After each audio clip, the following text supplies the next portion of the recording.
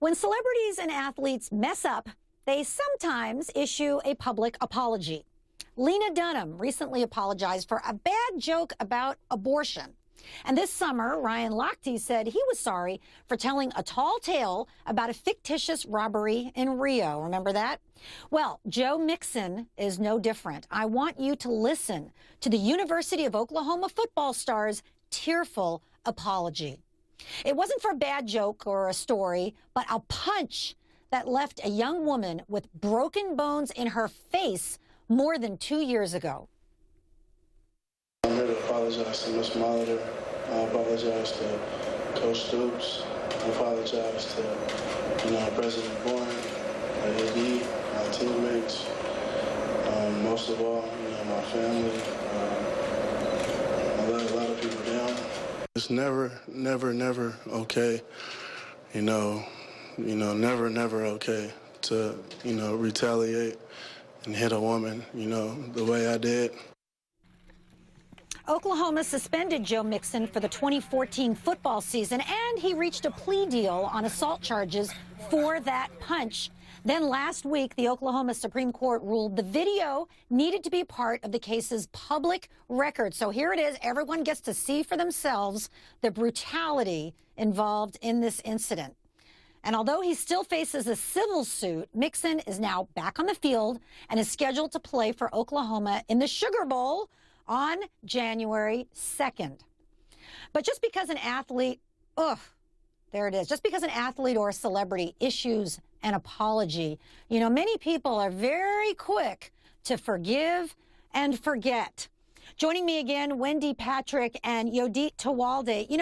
Wendy, one of the things he says in this apology is it's never okay to hit a woman, right? And I think that's something that most people, most decent people would probably agree with. But he says she was aggressive towards him first. She took a swing at him first. She swatted him. She hit him first. And he just kind of reacted. In court, that would be something of a defense, that he was acting in self-defense, wouldn't it? It's an unreasonable use of self-defense. Lisa, you and I have seen too many cases like this. She is sorely mismatched physically.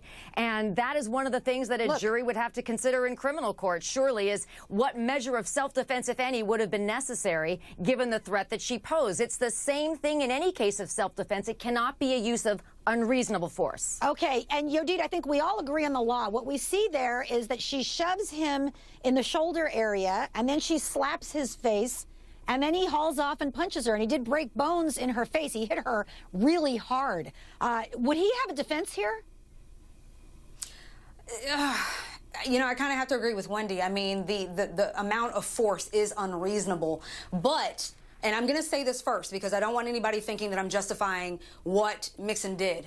But there are two people that were wrong in the situation, and no one is prosecuting this young lady for assaulting him because, like you said, she pushed him and she slapped him. No one, man or woman, should put their hands on anybody. Now, he's already suffered the consequences by being on probation, suspension for a year. I mean, what more do we want this man to do now? He's apologized. He has. Listen, speaking of the apology, I want to show our viewers a longer version of his apology because he didn't just say, I'm sorry. He really went into some detail. Take a look.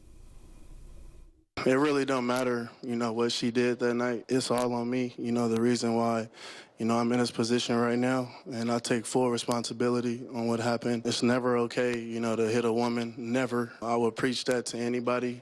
It's never okay. Hopefully, people around the world, learn, from my mistake, and I'm willing to teach. Apologize to my mother. My mother, growing up,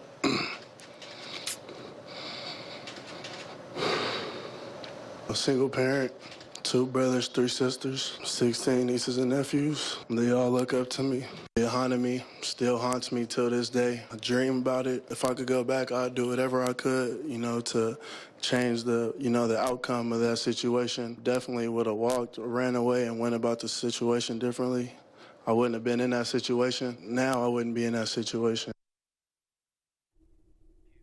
I like this apology. I got to say, listen, I represent domestic violence victims. I have for 30 years, and I still do. And nobody's tougher on domestic violence perpetrators or any kind of violence against women perpetrators than I am. But this young man who did a terrible thing, he does seem to me to be acknowledging it, saying it's not okay. He says his lawyers prevented him from apologizing until now, Wendy. And you know what? They probably did, because we lawyers don't like people to acknowledge guilt. And, I mean, the video is awful as we keep looking at it. It's awful. But I think he did a good thing here by apologizing. Now, he says he wants to go work with kids and advocacy groups against violence. I don't know if that's really the right approach. Do you, Wendy?